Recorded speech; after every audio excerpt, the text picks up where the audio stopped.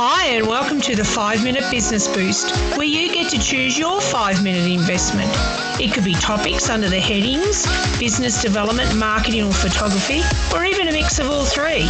There'll be discussions, reviews, how-tos, tips and tricks, and so much more, depending on how I, your host, Sam Hicks, is feeling.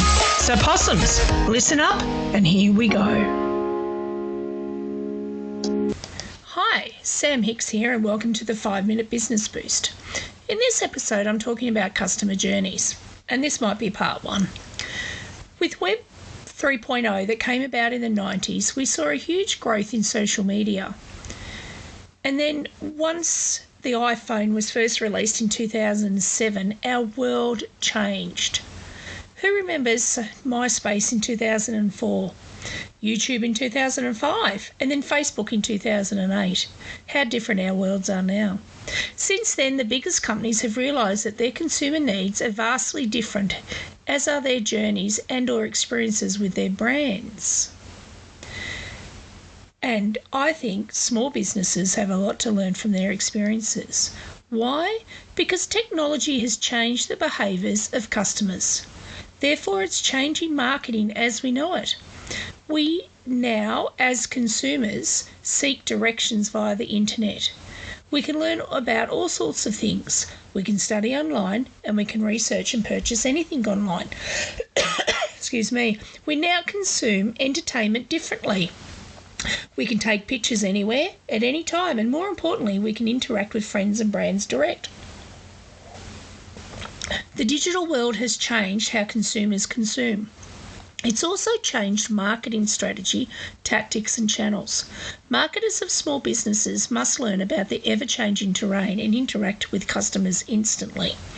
This is in a world now where your brand or your business, sales, promotion and communications may all be controlled completely on a single digital platform like Instagram, Facebook or TikTok.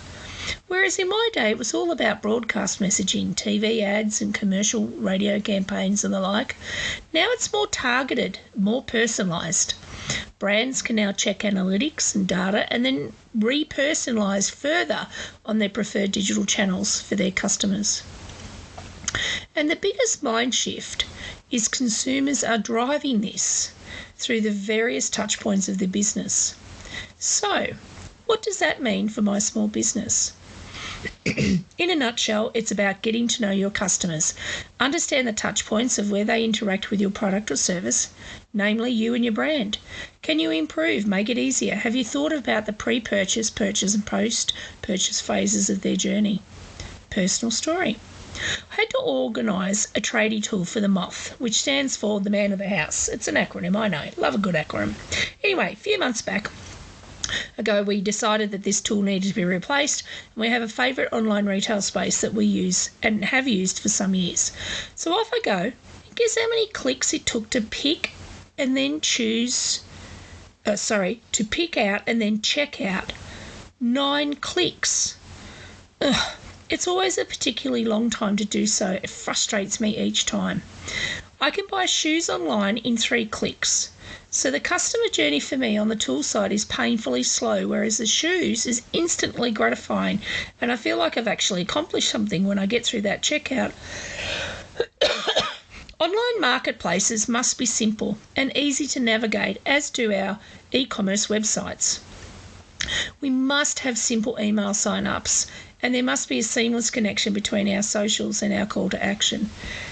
I so want to go to that company and speak to them about the fact that their site isn't delivering customer value because it's so slow to purchase anything. And does it take off shine of the company value? But how do you approach that? We've been loyal to their brand for nearly 20 years, and I also might be cheeky enough to think that they assume it's men who purchase. I actually think it's more 60-40. Because most small business owners I know, the partner of the tradie is the one organising the tools for the other half when they're in the office, because they're on the tools and they don't have time. Small business owners are very busy and need super clean options to purchase and check out. We're getting this from other companies such as Amazon, the smooth customer journey, and yes, in all business plans for small businesses, especially those in retail, they are a competitor. They many years ago realised that their customers needed to be their main priority in everything they do, all their touch points. It needed to be a gratifying experience all the way through and at the end. And in all their 5 behaviours that drive products and services to be successful. In the next episode, I will explore more about that. Until then, thanks for tuning in. Really appreciate it. Feel free to subscribe, follow, or share. Get in contact to suggest topics for discussion. And remember, in business, anything is possible, especially in the northeast of Victoria. Until next time, cheerio.